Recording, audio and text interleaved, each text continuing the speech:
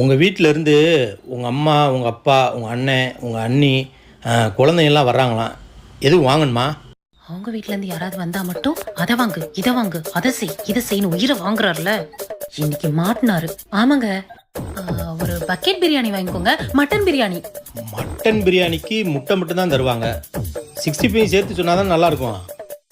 ஆடு அதுவா வந்து மாட்டுது.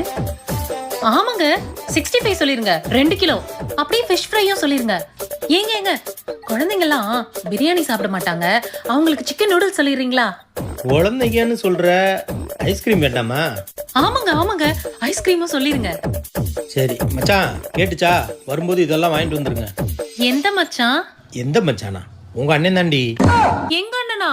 அவன் தாண்டி வரும்போது ஏதாவது வேணுமா சொல்லுங்க, வாங்கிட்டு வர்றேன். நீங்க ஏன் மாப்பிள்ள அலையிறீங்க அப்படின்னு சொன்னான். வேற எதுவும் வாங்கணுமா சொல்லு. மச்சான் பேரு மதுரை.